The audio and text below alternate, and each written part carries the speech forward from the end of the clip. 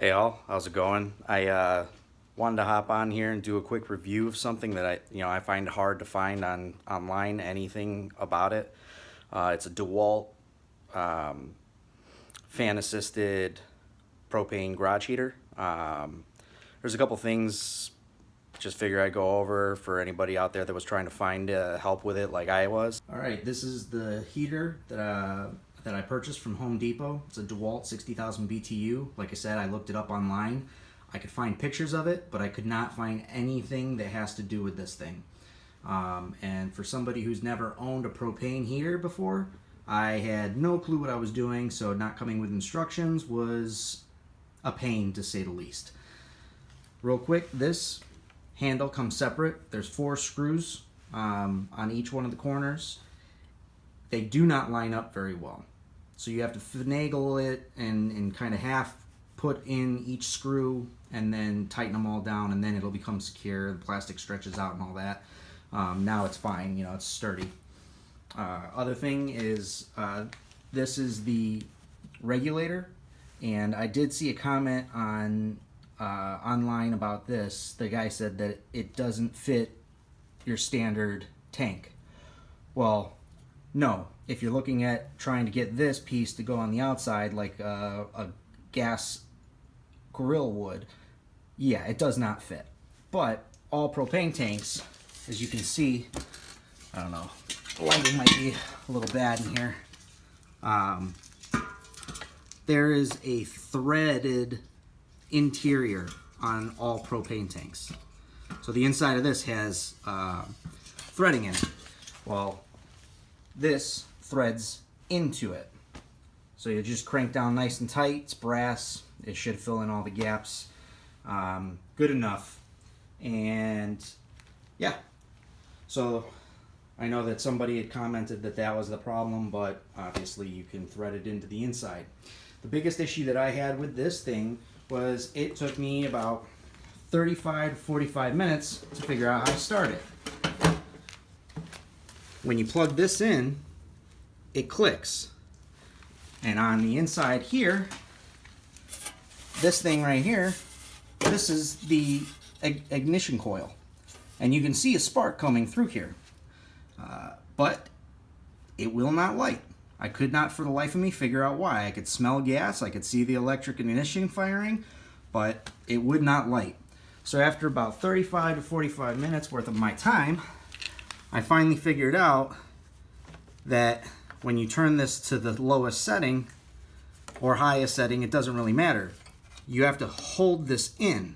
There's like a little, maybe quarter of an inch of movement. And when you hold it in, I don't know what it does, but it lights. I don't know if it releases more gas or what, but if you hold it in for 2 seconds and let go, it will ignite and work.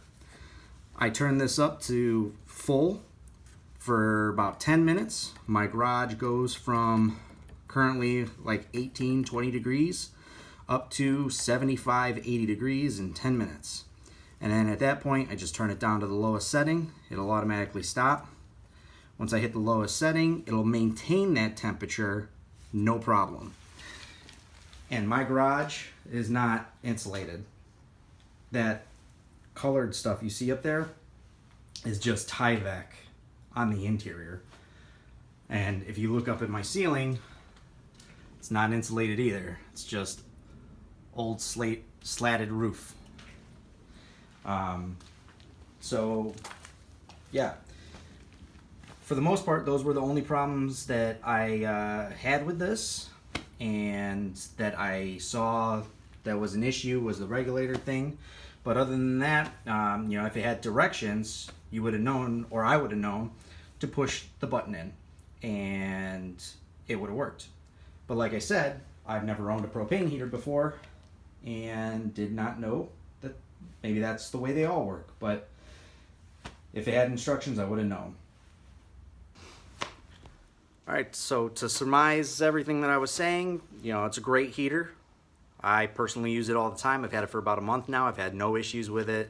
I know that with some of these other cheaper ones that are in the $120 range that are 30,000/60,000 BTUs, people comment nonstop, oh, it worked great for a week, you know, and then it stopped working, or the ignition coil went out, or the fan stopped blowing. Some people, you had the regulators go out on the cheap $120 units that I saw that are popular at all these name brand stores. And you know, this one was 99 bucks. I've had it for over a month now. I've had zero problems with it other than the instruction thing. So yeah, all in all, great heater. Obviously you can see my breath. I'm not using it right now. I'm just out in the garage doing this, and then I'm going back in my house.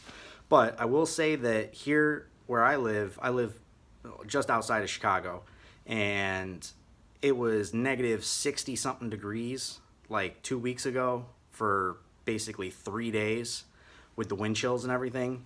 And I had a project to get done, and I came out here. I used that thing when it was negative 60 degrees outside, and when I came in my garage, there was literally frost on my garage door and on this wall behind me. And it got really, really cold. Like, just walking from my back door to this garage, because it's a separate from the house, I felt my lungs freezing. That thing in 10 minutes got this garage warm enough for me to take my coat off.